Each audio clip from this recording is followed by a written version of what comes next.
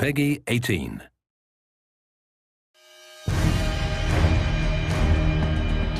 The thing that I'm most excited about in Homefront is this unique core fantasy. The idea that, we're exploring the civilian side and the human side. The main gameplay goal behind the single-player portion of our game was to put the player in the shoes of a resistance soldier fighting for his country. Everything that we did comes out of that. How your weapons work, how you relate to the world, the kind of missions that you go on, it all comes from that. In a lot of shooters, you have the best equipment and great number of allies and an army behind you. In this case, you're civilians turned freedom fighters, and you have to fight against this greater force that has better equipment than you do. And it's really a sort of get in, get out situation. It's an interesting place for us to be on this one because everybody's expectations is military shooter, military shooter. We want guys who are professional, but guys who are really professional in war, like robots. And for us, they're not professional military people. They're resistance fighters. They're all civilians. When it comes down to realizing this world, this fallen America, this occupied America in the game, we really wanted to establish some key moments or key shots where you come out of an opening and you see this big, huge, expansive environment revealed before you.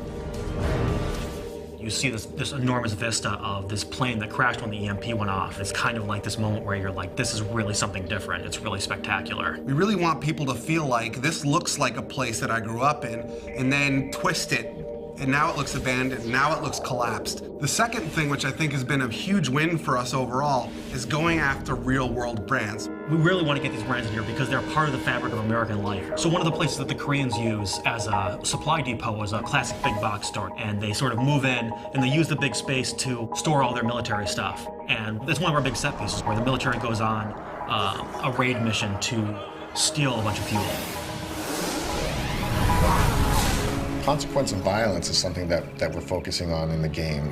War is not a pretty thing, and there's not always lots of positive events that come out of it. It's actually very dark and tragic, and we want to show that element in Homefront, which you don't really get in a lot of shooters.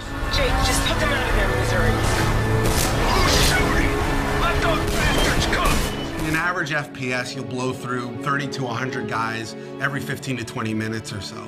And you sort of get this what we call massacre fatigue. When you stop even caring, you don't even realize that you're killing humans.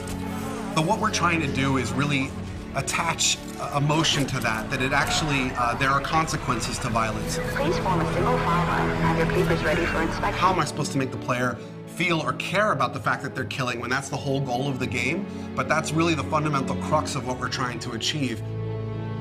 Your character in the game, his name is Robert Jacobs. He's a former pilot. He's recruited by the Resistance because they need a helicopter pilot. So Boone is a former police officer. He's the leader of the current Resistance cell and sort of the father figure of the whole unit. He's less about killing the Koreans and more about what can I do to free my people.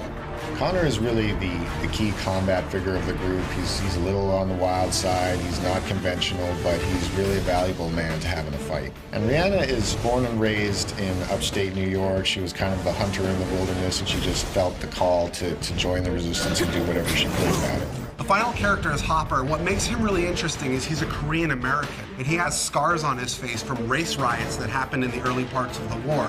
The supporting cast is kind of interesting because you run across all these civilians who have totally different approaches. Some will work with you, some will support you, others might betray you or sell you out, and we create all these kind of neat moments around all these supporting characters. You're a guy who is caught up in this crazy scenario, fighting alongside other people who have no real training. So, you make mistakes. People get shot, people get hurt, people die alongside you. Fighting as a civilian with civilian and in an occupied America, that's really the core of what Homefront's all about, and that's really what we're set to deliver on.